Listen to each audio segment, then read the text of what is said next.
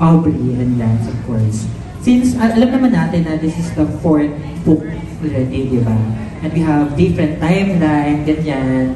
So, the question is, do you believe now is the perfect time for you guys to launch?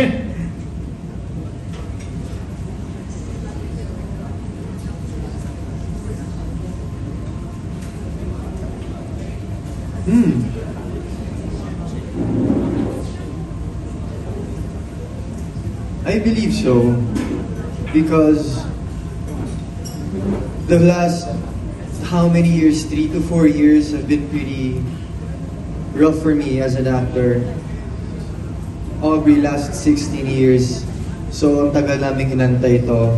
And I think this is really the perfect time because yung hunger namin to prove everybody, to prove to everyone na kaya namin gawin to is there. And it's never gonna go away. That's all, thank you. Yeah. Same. Like, I can say now this is the perfect timing. Kasi we've waited talaga for so long for this kind of opportunity. And, ayun, I mean, sa workshops, nasasabi namin, we have the same goals. Like, we want this. We really want this. And, etong timing na to, for us, it's perfect. Kasi tagal nga namin naghintay. And hindi naman to siguro i-bless sa amin ni Lord kung hindi ito yung perfect para sa amin. Thank you. Thank you so much. Thank you. Pao Camiano. We have Ana Cerezo of ABS-CBN.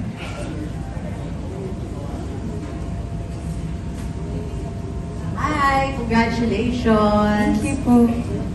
For direct, i-rate mo naman itong ating mga bagong leads. Out of 10, ano ba ang kilig factor for you sa mga eksena? On set and off set? Daming magagalit. Ay! But, on set muna, sige. Since very fresh pa yung shoot namin, but we've been shooting a lot of kilig scenes, no? Hindi pa chapter 19, no? Wala pa yun. If you know, you know. Pero, ano pa, I think a good 7.5 to 8. Oh. And that's pretty high. Because ano pa yan eh, yun yung stage na cat and dog pa sila sa Ligaya House. But again, we will evolve to a 10. But hopefully, off-screen we go to an 11. Wow! But I'm happy that sila yung na-pair because they really have chemistry sa screen, no? And it's so nice to see them that they're helping each other, and that's what a good love team is. When they help each other, when they communicate, and also when nagpaparamdam sila na yung vulnerability nila, that's very important. I've been working with a lot of love teams, and I could say that, this one is very strong, and I could see it. So I'm very excited na makita niyo yung episodes, no?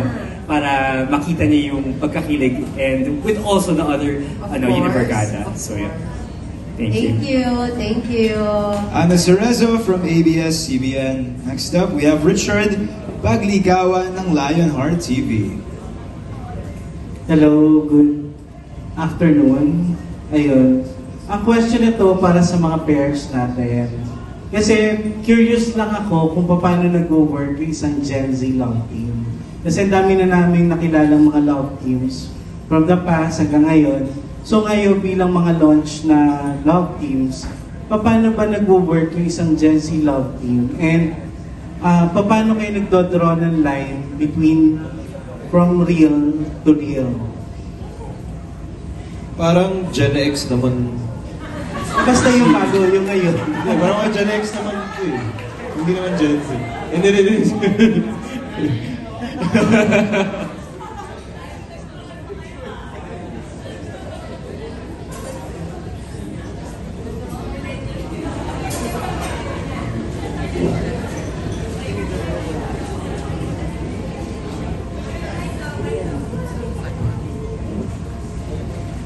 Okay.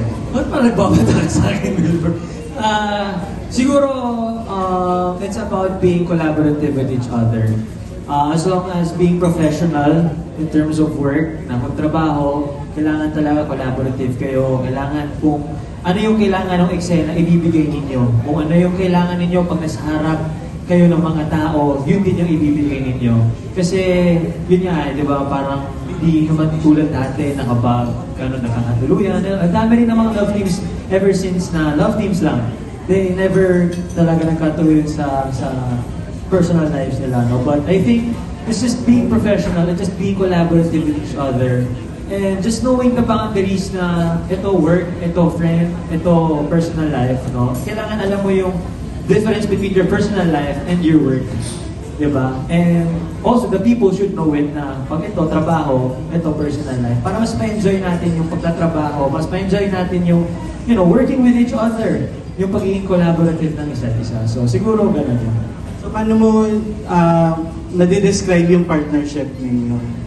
Kami hindi ko very professional. She's really collaborative. Like kanina, before we do the runway thing, pinag-uusapan talaga namin what we should do, diba, to at least look good and give the people, diba, what they want, the work that we need to do. So, just be professional. Sorry. To add lang, I feel like sobrang swerte din po namin kasi ang mga nakasama namin for the whole cast, this barkada kasi talaga, we created this friendship where it's such a safe place. And iba-iba yung edad namin. So we both share what we think would be okay on stage, or kumbaga kapag nag-acting kami or on set. It's very nice na naging magkaibigan kami and we keep that bond. And yun yung nakakatulong din when you're comfortable with your partner. It helps a lot with doing a scene. So yun lang po talaga. With me and Jai kasi it's very collaborative. We really talk about what will work. And I'm grateful na very napaka-giving niyang actor. So, ayun po, for Shakira. Shakira! Yes. Thank you. Thank you, Richard Baglikawan. Up next, it's Hannah Bingol ng Pika Pika at Abante. Everyone yata, the question's for everyone, right? Thank you. Sa amin naman, katulad ng sabi ko the last time, it's us, just being us individually. Then, there you go. Yun na yun, like, nabubuo yung work, the teamwork, the love team as a couple, and everything. Tapos, we get to share everything na alam namin na hindi lang basta nakakatulong. Kumbaga, yung gusto mo. Katulad nga ng sinasabi nila, hindi mo sinishare yung bagay na to para mag-benefit siya or mag-benefit ka. Sinishare mo to kasi siya yung taong gusto mong i-share lang. Alam mo, sometimes it's nonsense na mag-share, pero masaya minsan na ikaw pala yung pinipili ng tao para mag-share.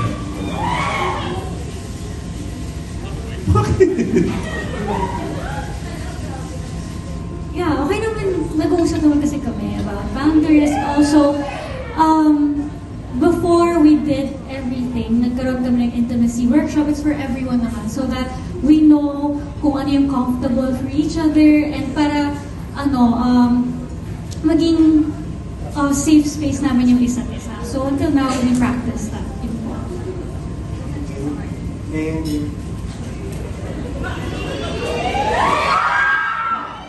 About mo sa love team na Gen Z, ano po, nagtitiktok po, gano'n.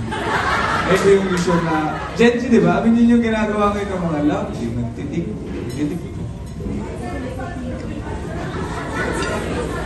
Siguro po yung paano ma-differentiate yung love teams ngayon sa dati. Yun, mas maraming ways para ma-promote ngayon kaysa nung araw. And siguro, kung para sa akin ang love team ngayon, magandang bagay kasi yung mga fans mas open-minded, yung mga supporters mas open-minded. So hindi, kumbaga, they respect you, they respect your craft, they respect your work, but at the same time, they respect you with your private or like your personal life and you as a person. And I think that's very nice and maganda yun na i-apply din kahit sa love teams. Kasi as long as you're being professional, you don't have to pretend, you don't have to make paasa, you don't have to, alam yun, hindi mo kailangan mag-promote lang, maging sweet for promotion because ang mas maganda yung raw eh. What you give is the real you, diba? So, as long as professional kayo, tulungan kayong dalawa, And okay naman yun, as long as you respect also each other's boundaries. Kasi gusto natin masaya tayo sa trabaho natin, pero dapat masaya din tayo sa personal life natin.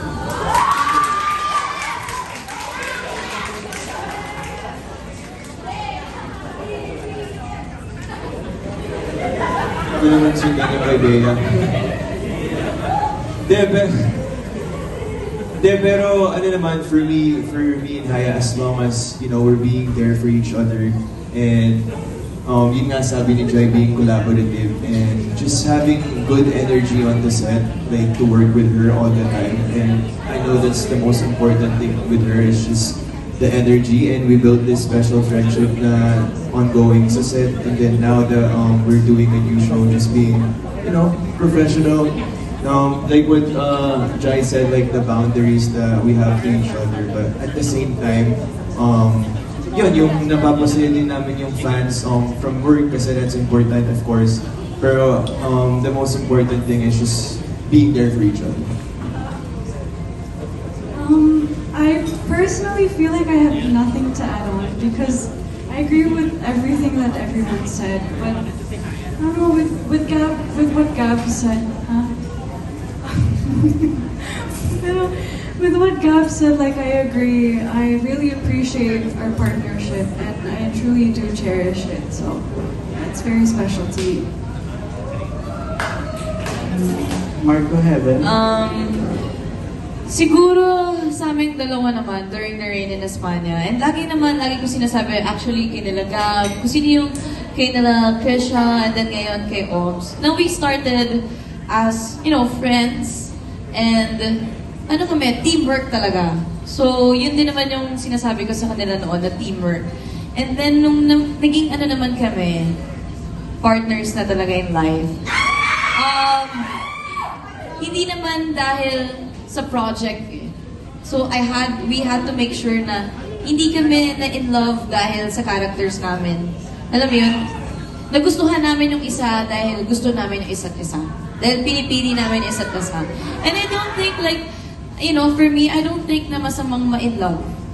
Bakit masamang ma-in love dito sa gwapo na to? Like, diba?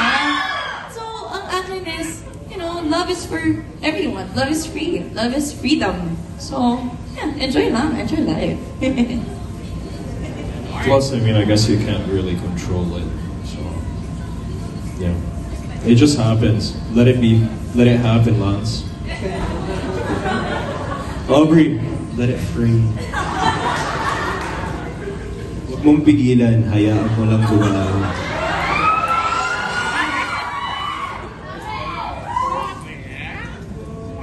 Okay, so in my case, since like I said earlier, everything is new to me, and yung pinag-usapan namin ni Aubrey, dapat maging honest kami sa isa't isa.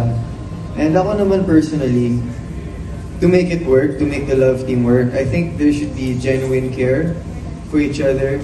Lagi niyong tinatanong yung isa't isa, kamusta kayo, okay ba kayo?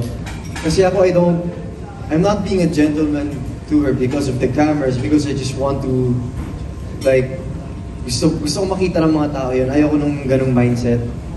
I'm doing these things for her kasi inaalagaan ko siya. Gusto ko siyang protektahan. Ayun po. Wait, can I add?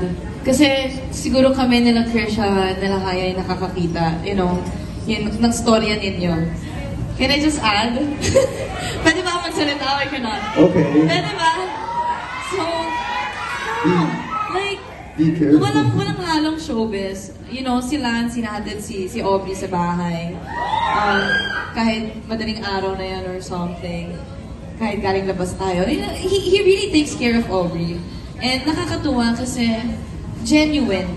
You know, like, hindi lang dahil sa trabaho, kaya yun nga, sinasabi ni Lance. And si Aubrey, nakakatuwa kasi parang nakakita na siya ng partner niya eh.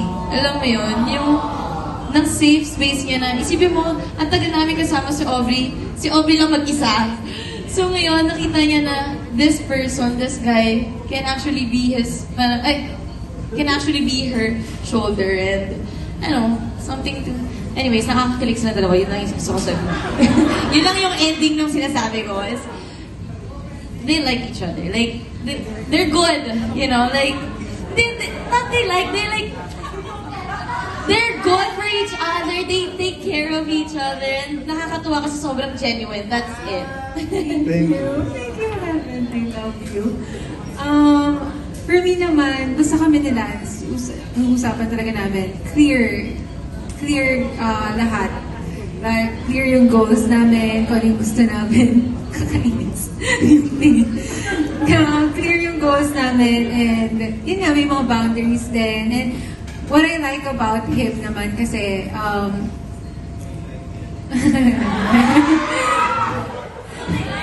attentive siya sa mga small details. Like, napapansin niya if I'm not comfortable na, so he'll ask me parang kung... At saka may times, madalas talaga, nag-aaway kami. Pero, pero hindi ko na i-detail yun why. Basta yun, pero parang, siguro mas dun nagiging strong yung, working relationship namin. Kasi mas nakikilala namin yung isa't isa na, mas nalaman namin na, okay, so Obs, you're not okay with this, and he's not okay with this, ganyan. So yun, basta for us, like, clear lang yung goals namin, and we're genuine to each other. Yes, that's it. Thank you. How about Abby and DJ? Clear ko lang po, hindi po kami love team. Yeah, pero I'm learning a lot. And ngayon lang kami nag-meet ni PJ. So... Ngayon ko lang din sila na-meet lahat. So, hindi namin pa alam. Pero we're learning a lot from our ates and kuyas. Yeah, thank you so much. Ayun. Parang tanda ko dun.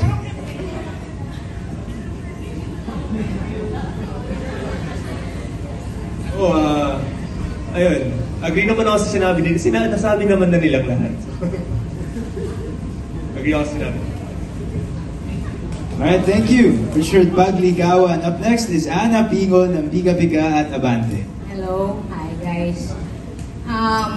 Kay PJ tsaka kay Lance. Kasi itong buong Unibarkada, kilala na namin from book 1 sa mga press cons. Pwede ba naming malaman ang showbiz journey yung dalawa? Kung paano kayo nag-end up dito sa Avenues of the Diamond?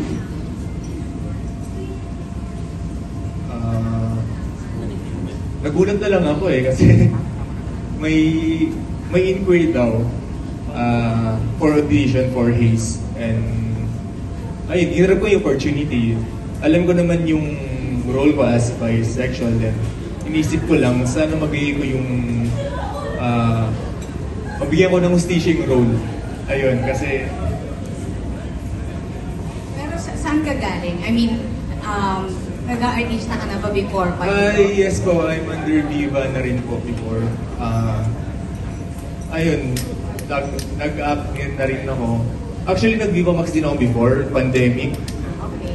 Yeah, then, ayun, I'm glad na nakaalis agad din ako.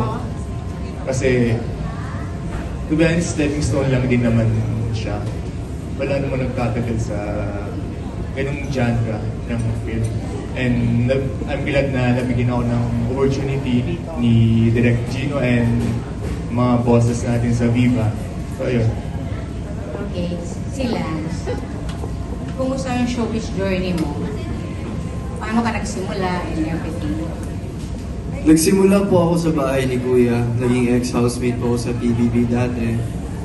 Then, for 5 years, I was in another network. And now, I'm really happy that I found a new family. Sila.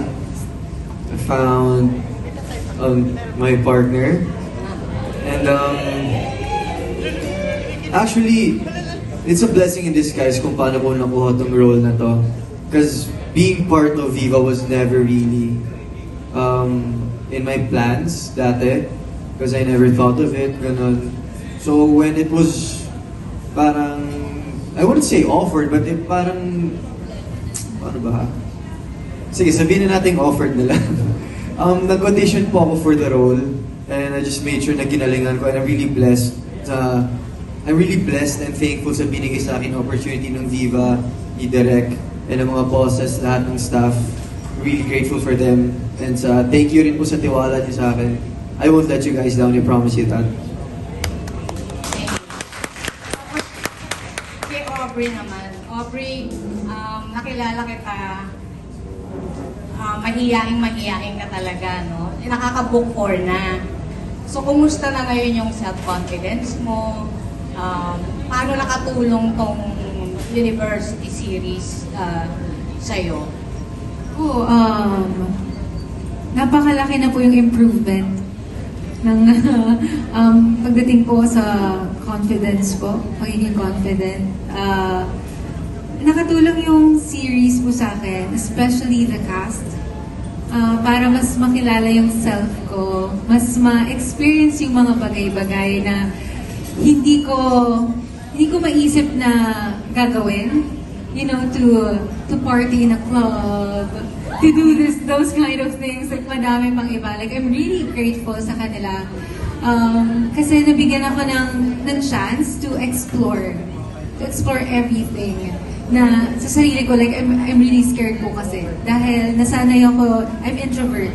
So nasanay ako na dito sa comfort zone ko lang, dito lang talaga ako. But because of them, mas lumawak yun. Mas dun din, naka-help sila na ma-boost yung self-confidence ko at maging kung ano ako ngayon. Like, yeah, kung masasabi ko, kung i-rate ko man yung self ko na kung gaano ako confident, like 10 out of 10. Wow. I'm really confident. And I'm really, yeah, thank you po. And sabi ko nga kay Direk, like, I'm really ready for this. Wow. Yeah. So thank you guys. Thank you guys. Guys, palakpakan naman natin si Aubrey kasi actually, we can all say na she's taking her job seriously kasi finally for the first time naka-experience siya ng plastic bag sa mukha na soda. Anyway, where's... Ay, hindi ba? Hindi. For the first time, kasi si Sam is a party girl. So sabi namin, Sam, you need to know how to drink. You need to know how to Tapos ginawa niya talaga. Tapos... Well, nalasing ako, guys. I had to like vomit sa buong sa plastic bag. Explain ko lang din. So sinuot ko yung face ko. Like, and make sure na nasa safe space ka, nakasama namin. Yeah. And grateful naman ako sa kanila kasi inalagaan nila ako. And yeah, natatandaan ko lahat. Minake sure naman nila na I'm comfortable pa rin, kahit gano'n. And I had fun. And a good thing, na-apply ko na siya. Kasi may mga, di ba, Direk? Like yesterday, may eksena kami na kailangan drunk ako. And yun, pinaalala nila Marco, nila Heaven, nila Lance na, yung nangyari noon, gawin mo lang ulit. So yun, it really helped me talaga na mas magampanan pa yung role ko. Hindi lang sa personal life. Nakaka-help sila para mailabas lalo yung character ko. Yun. I'm so happy for you. Thank you po. Isa na lang bonus question. Kasi kanina ko pa tinitignan yung kamay ni Lance. Hindi dumidikit sa likod ni Aubrey. Sa book 5 kaya, pag nag-press ko ng book 5, yung nakadako na kaya yan, parang kay Heaven at kay Marco. Actually, pwede naman po eh.